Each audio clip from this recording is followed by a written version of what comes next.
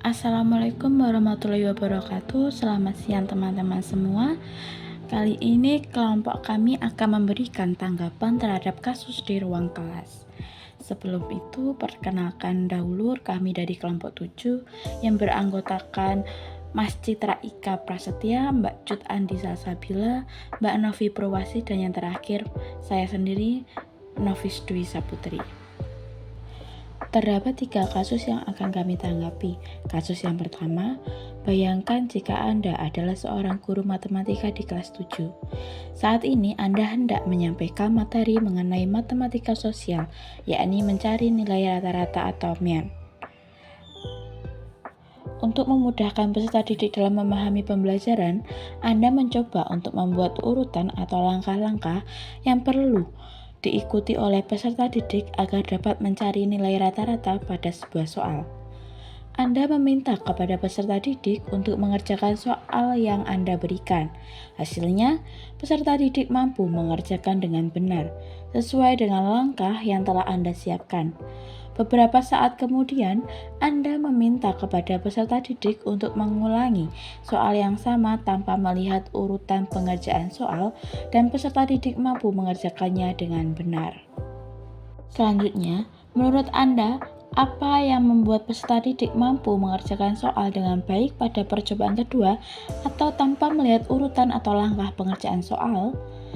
Berdasarkan hasil diskusi yang telah kami lakukan, penyebab peserta didik mampu mengerjakan soal dengan baik pada percobaan kedua tanpa melihat langkah pengerjaan soal adalah peserta didik kelas 7 merupakan usia remaja yang tahap perkembangan mentalnya sudah memiliki kemampuan untuk menangkap informasi dengan baik, menalar secara logis, dan dapat menarik kesimpulan dari informasi yang diperoleh panca inderanya, sehingga ia memiliki keterampilan merencanakan pemecahan masalah dalam mengerjakan sesuatu berdasarkan pengetahuan yang dimilikinya.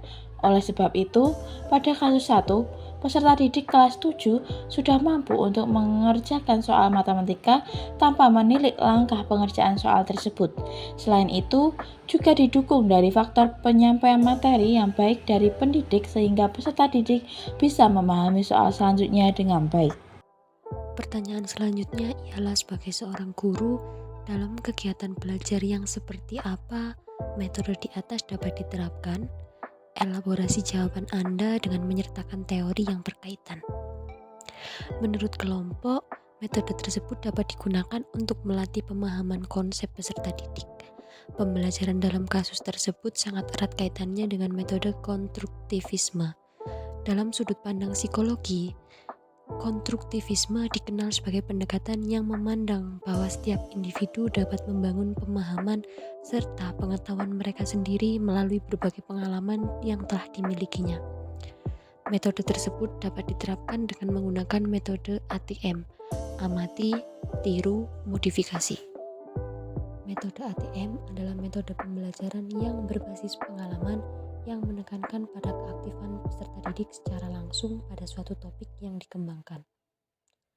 Dengan menggunakan metode ATM, pendidik dapat memberikan arahan terlebih dahulu yang kemudian ditiru oleh peserta didik untuk menentukan pemahaman konsep dalam penyelesaian persoalan matematika.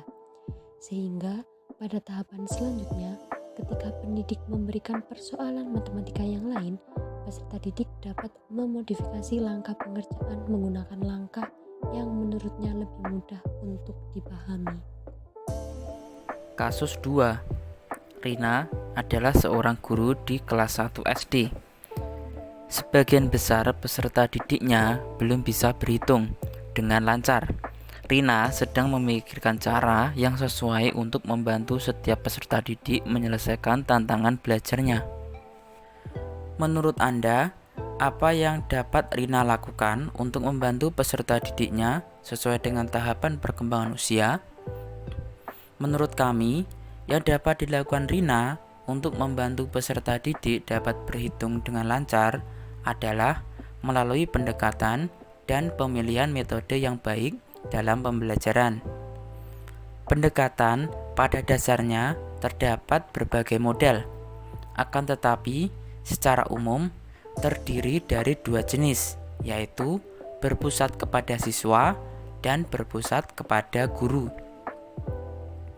Pemilihan metode yang tepat juga penting untuk dilakukan. Akan tetapi, menurut kami, berdasarkan tahap perkembangan usia anak yang masih kelas 1 SD, metode yang tepat adalah metode yang dikemas dengan permainan yang menyenangkan. Mengapa Anda menyarankan hal tersebut? Elaborasikan jawaban Anda menyertakan teori yang berkaitan. Alasan kami menyarankan pentingnya pendekatan karena hal tersebut berkaitan dengan langkah awal dalam memahami karakter peserta didik. Berdasarkan permasalahan yang dialami oleh Rina, kami menyarankan pendekatan yang sesuai adalah pembelajaran berpusat kepada siswa. Pendekatan pembelajaran yang berpusat kepada siswa menitik beratkan interaksi antara pendidik dengan peserta didik. Penggunaan pendekatan pembelajaran yang berpusat kepada siswa harus didukung dengan metode yang sesuai. Kami menyarankan metode pembelajaran berhitung yang dikemas dengan permainan yang menyenangkan.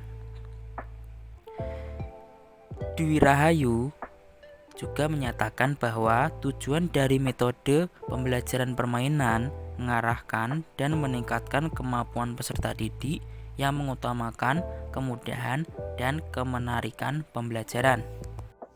Selanjutnya, di sini saya akan menjawab pertanyaan dari kasus 3. Kasusnya yakni Made adalah seorang guru yang mengajar di salah satu sekolah negeri wilayah Bali. Ia mengampu mata pelajaran bahasa Indonesia. Ia hendak mengajarkan materi teks deskripsi pada peserta didiknya. Pada buku cetak yang menjadi panduannya saat mengajar, terdapat beberapa contoh teks deskripsi menceritakan tentang bangunan-bangunan pencakar langit yang ada di ibu kota.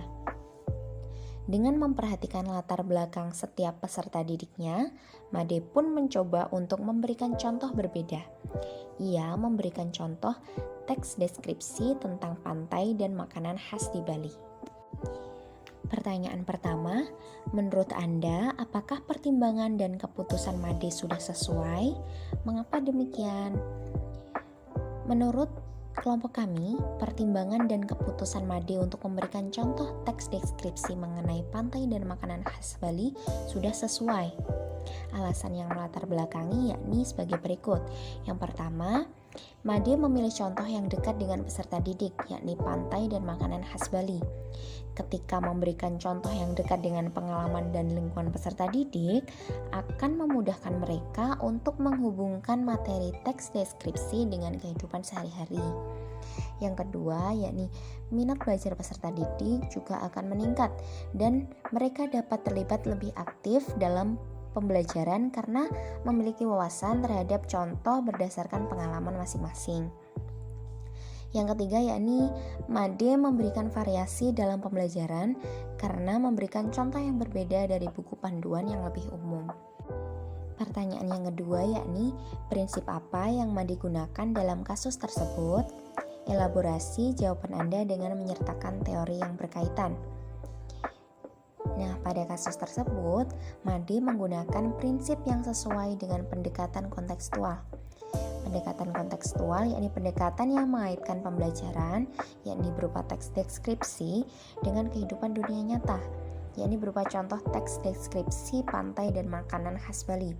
Dengan kata lain, peserta didik akan mengaitkan pengetahuan yang dimilikinya dengan kehidupan sehari-hari.